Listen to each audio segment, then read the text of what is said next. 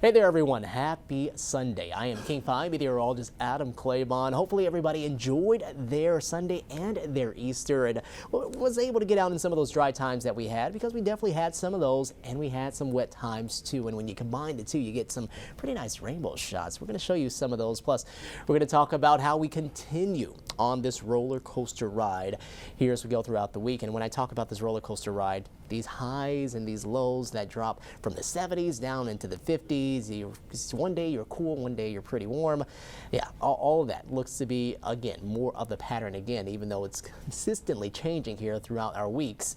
It's not going to be changing up anytime soon, but that's come to be expected, right? It's spring. So let's go ahead and talk about what happened outside out at the spring fair today. Again, when you had some of those showers move through, we had some of the sun helping to combine the two and bringing those beautiful rainbows that we saw. That's a gorgeous shot that we got from a viewer earlier today. So pretty nice shot there, and again, that was part of this cooler patch of weather that we've been seeing here recently, at least the last couple of days. You look back over the last 15, you go back to the 5th, you see highs in the low 70s, generally 50s from about the 6th though all the way through the 13th, and then you start to see the numbers come up again where we saw 60s, mid to upper 60s, and even 70s, again what we just had this past Friday. So we are continuing this roller coaster ride here throughout the week, and April has been one that has been sort of back and forth, and that's, so again, kind of what you expect here heading into the spring season. So next couple of days, we're going to keep things a bit cooler.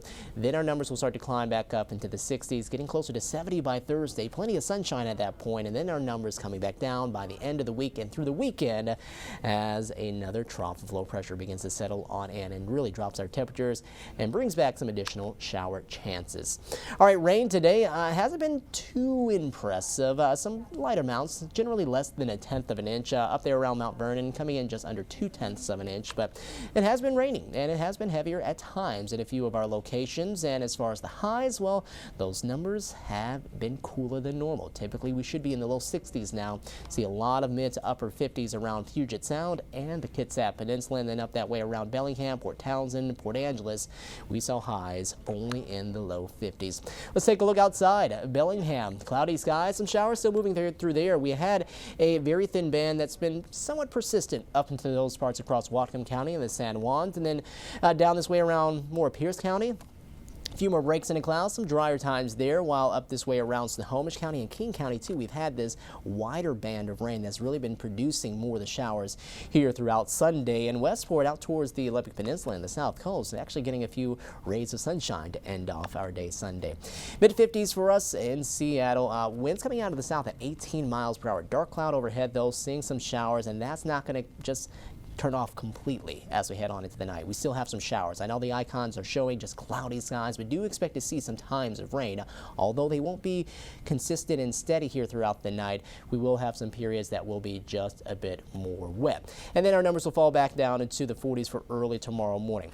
Here's that forecast as far as what we're expecting here with the rain. You can see the radar shows where we do have some of the widespread shower activity. And not only just that, we're also noticing a little blip of lightning. I don't know if you can see where exactly that pops up. That pops up right there around areas near the Snohomish County and King County line, right there. So that will be just north of 405 here earlier into the afternoon. Thankfully, not too much instability, so we're not talking about widespread lightning and thunder, but just a little bit to kind of add a little bit of excitement to some of these showers. But that's something that's been persistent here as far as the rain from about down towards Tequila, Burien, all the way up towards Shoreline, eventually up through Linwood, Everett, even up towards Arlington.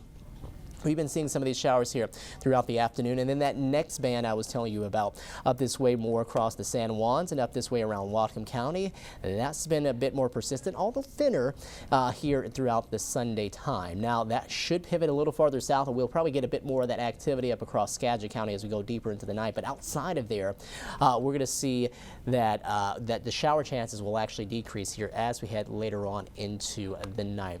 All right, big picture is that we are seeing that that system moving off towards the east. High pressure out over the Pacific still, but it is getting a bit closer, and that eventually will take more of a hold here on our area.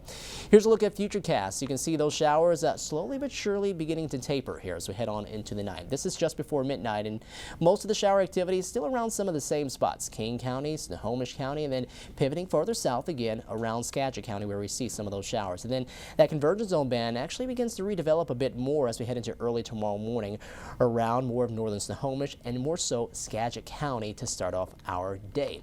Now that's going to begin to fizzle on out, but what we do see is as we head into the heating of the day, a bit more of a flare up in some of the widespread showers, generally pretty light and more spotty in nature, but they will become a lot more widespread as we head throughout the daytime hours, and then we'll start to lose them as we head into the evening. You can see by 6:30 a lot of that beginning to die on off.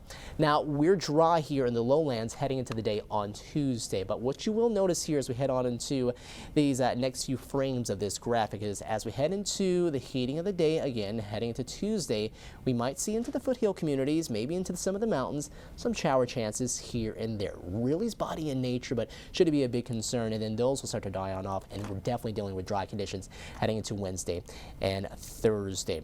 All right, forecasted rain to go along with that. Should it be anything too much more impressive, we're talking about 1/10 of an inch up to maybe 2/10 of an inch, and then where we have some of the heavier downpours with that convergence zone band, keep an eye out for some amounts that could get up close to maybe 1/2 an inch, and that's talking more so about some of the foothill communities and heading up into the mountains.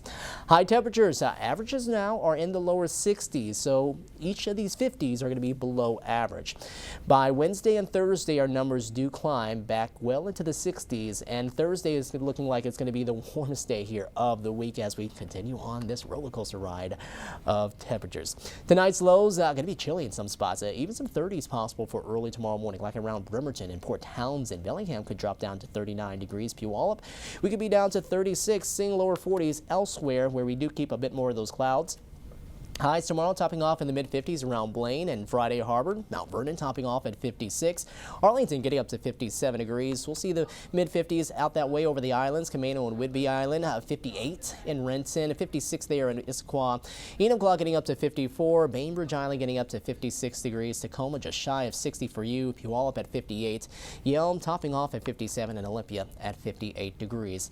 Farther south, Centralia, Castle Rock, Longview, all in the upper 50s. Out towards the coast, low to mid-50s out that way. Ocean Park, Long Beach, and then all the way up towards Claylock and Tahola, Ocean Shores, all sitting at 52 degrees there. Neah Bay at 50, 54 expected in Port Angeles, and 53 in Lake Crescent.